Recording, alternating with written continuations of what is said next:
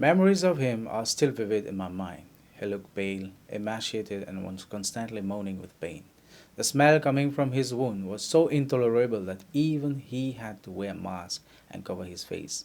Cancer was gnawing at his flesh, and he knew he was going to die. He was 32, had a wife, a kid, and a job. I knew that the debridement and dressing I was doing was of little or no benefit to him. This harrowing sight was sadly the result of someone's untimely judgment. Every time I would see him, I would say to myself, if he couldn't be provided with cure, then at least his life could have been prolonged or his ending days rendered less agonizing. For long I knew that the art of surgery was my passion, and I considered myself mighty lucky as I could make my passion my profession. But that wasn't enough. I needed to turn my passion into policies, and I decided that developing the field of oncology in Mauritius shall be my mission.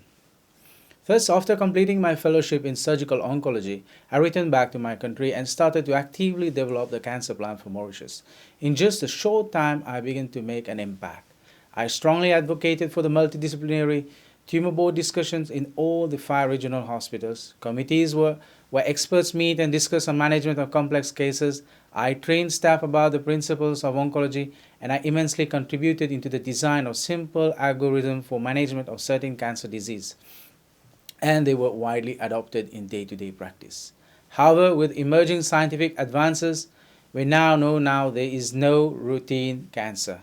I have to persevere, and the urge for excellence and leadership led me to The Ohio State University as a Mandela Washington Fellow. It was a Thursday, June the 22nd, 2017 precisely, a day I will never forget, my first meeting at the James Comprehensive Cancer Center with Professor Ralph Pollock, a pioneer surgical oncologist in his own right.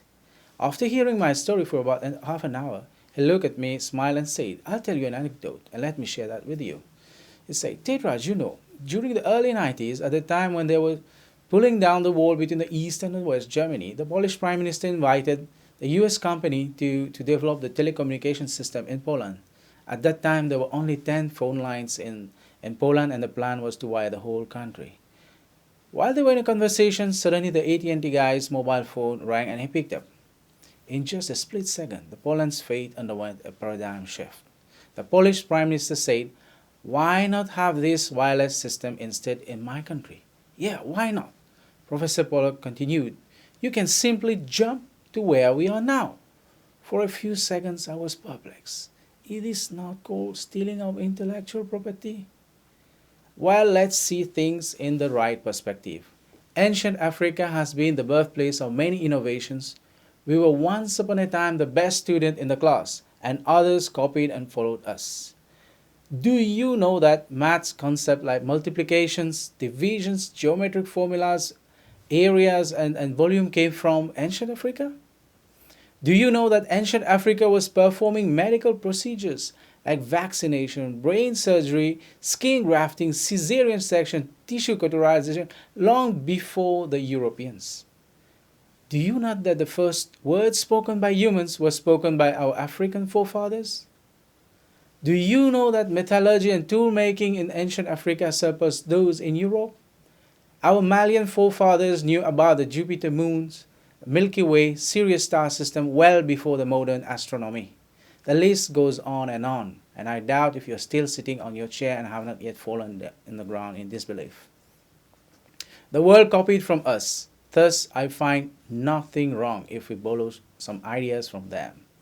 Now more than ever, I am determined that Mauritius deserves to have the state-of-the-art cancer care, one where African doctors will come for training and research, and more than everything, one which will be a beacon of hope for cancer patients in the region. Now more than ever, I want to innovate and to embrace innovations and innovative ideas. I am not going back to my country to adopt the cancer treatment strategies that the US had 15 years back. I'm going to do what they are doing now. Patient-centered care and comprehensive cancer care will be a reality in the Southern African region. Why not?